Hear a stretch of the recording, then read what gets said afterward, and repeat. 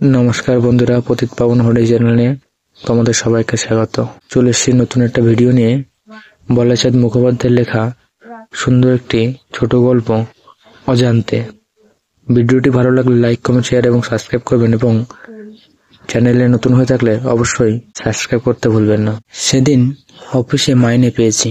বাড়ি ফেরবার পথে ভাবলাম ওর জন্য একটা বডিস কিনে নিয়ে যাই। বেচারি অনেকদিন থেকেই বলছে এ দোকান সে দোকান খুঁজে জামা কিনতে প্রায় সন্ধ্যা হয়ে গেল। জামাটি কিনে বেরিয়েছি, বৃষ্টি আরম্ভ হলো। কি করি, দাঁড়াতে হলো। বৃষ্টিটা একটু ধরতে জামাটি বগলে করে ছাতাটি মাথায় দিয়ে যাচ্ছে। বড় রাস্তাটুকু বেশ এলাম, তারপরই গলি, তাও অন্ধকার। গলিতে ঢুকে আনমনস্ক হয়ে ভাবতে ভাবতে যাচ্ছে অনেকদিন পরে যা নতুন জামা পেয়ে তার মনে কি আনন্দই না হবে। আজ আমি এমন সময় হঠাৎ একটা লোক ঘাড়ে এসে পড়ল। সেও পড়ে গেল, আমিও পড়ে গেলাম। জামাটি কাদায় মাখামাখি হয়ে গেল।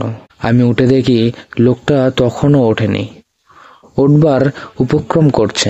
রাগে আমার সর্বাঙ্গ জ্বলে গেল। মারলাম এক লাথি।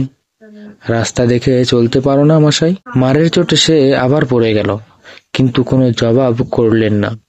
তাতে আমার আরো রাগ হলো, আরো মারতে লাগলাম। গোলমাল শুনে পাশের বাড়ির এক দুয়ার খুলে গেল। লণ্ঠন হাতে এক ভদ্রলোক বেরিয়ে এসে জিজ্ঞাসা করলেন, ব্যাপার কি মশাই? দেখুন দেখি মশাই, রাস্কলটা আমার এত টাকার জামাটা মাটি করে দিলে।